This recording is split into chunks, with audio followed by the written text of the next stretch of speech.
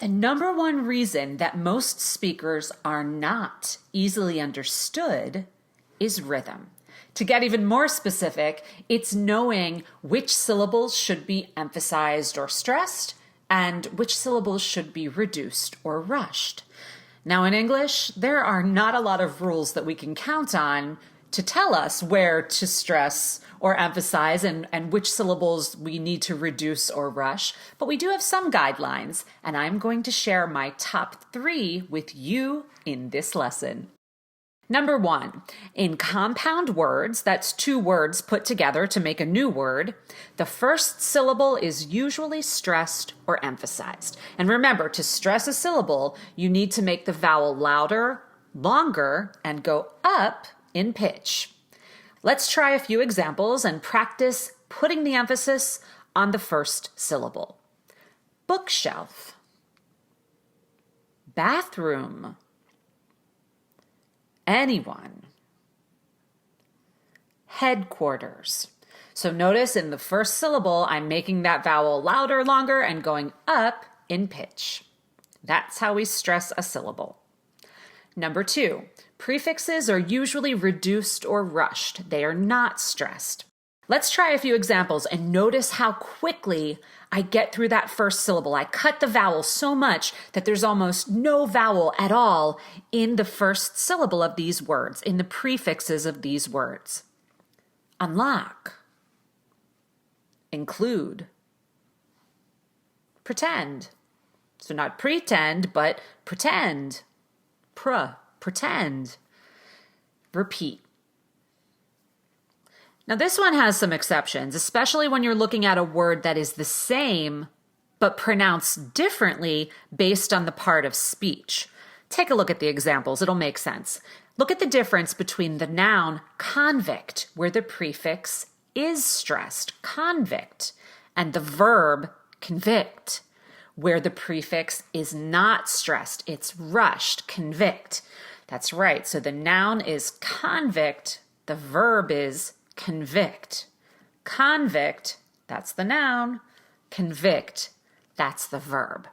Another example. The adjective here is perfect. The verb is perfect. In the adjective, the prefix is stressed. That's where we make the vowel louder and longer and go up in pitch. Perfect. And in the verb perfect, we rush the first syllable and put the emphasis on the second syllable. So we've got the adjective perfect, the verb perfect. But even with these exceptions, more often than not, prefixes are not stressed. Number 3, suffixes are usually reduced or rushed, so they are not stressed. Let's try a few examples. Slowly, higher, teaching, careful, commitment. And commitment is a great example of these guidelines helping us out. The prefix is reduced or rushed. That's the second rule that we talked about.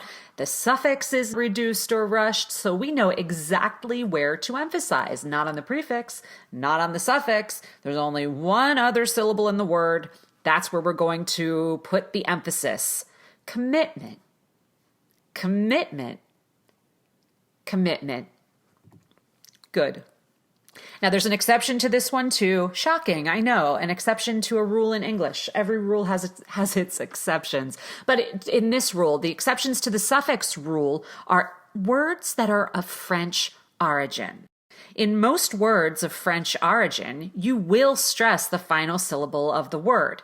Take a look at these examples. Millionaire, ballet, boutique, silhouette.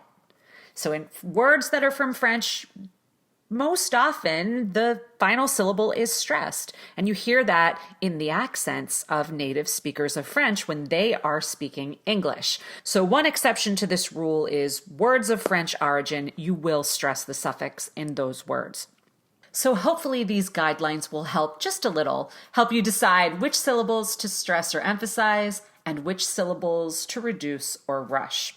The other thing that helps, is practice. Repetition practice helps you improve your instinct, and it will help train your ear to hear the correct pronunciation, which in time will change your habit when speaking English.